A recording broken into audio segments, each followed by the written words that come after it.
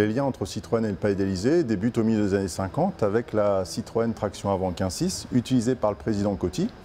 Puis, tout de suite après, le général de Gaulle, en 1958, lui va mettre en valeur la Citroën DS, la fameuse Citroën DS, sous différentes formes, voiture de série découvrable, et puis la fameuse DS 1PR75 de 6,53 m de long, qui sera d'ailleurs utilisée par la suite par le président Pompidou.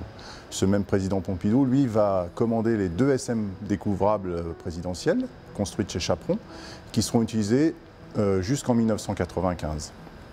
Et puis son successeur, Valéry Giscard d'Estaing, lui va mettre en valeur la CX qui succède à la DS, notamment le modèle Prestige avec toit surélevé et voiture légèrement rallongée.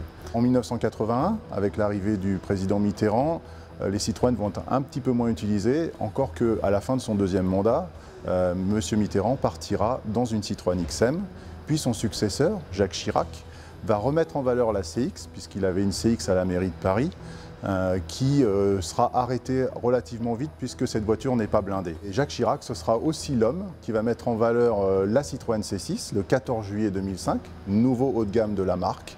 Et ce sera un coup de projecteur sur cette nouvelle voiture qui est d'ailleurs toujours utilisée à l'Élysée puisque le président Sarkozy l'a utilisée régulièrement durant son mandat, notamment pour les déplacements en province.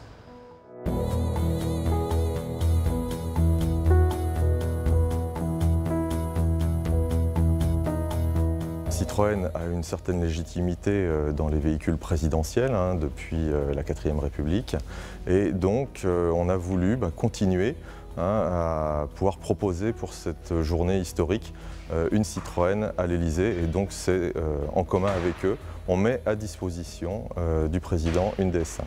Alors les arguments qui ont favorisé le choix, c'est avant tout, c'est une voiture made in France, fabriquée à Sochaux, et qui représente aujourd'hui vraiment le savoir-faire à la française. La transformation majeure de ce véhicule est sa découvrabilité. Ça va permettre au président de pouvoir saluer les concitoyens lors de l'investiture. Après, on va trouver la pose d'un porte-fanion, évidemment emblème des véhicules présidentiels, et puis quelques petites modifications pour assurer la sécurité et le confort du président.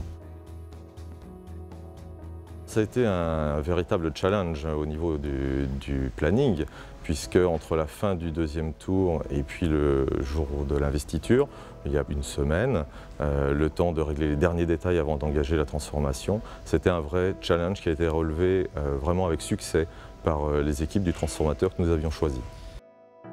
Ce véhicule, qui est un véhicule hybride, et c'est aussi ça la créative technologie chez Citroën, on est sur un véhicule hybride qui répond aux contraintes environnementales, ira rejoindre dès mardi soir, donc le jour de l'investiture, les anciens véhicules de l'Élysée, donc au C42, et ça permettra dès mercredi matin au public et aux Français de pouvoir découvrir cette voiture qui aura servi à l'investiture.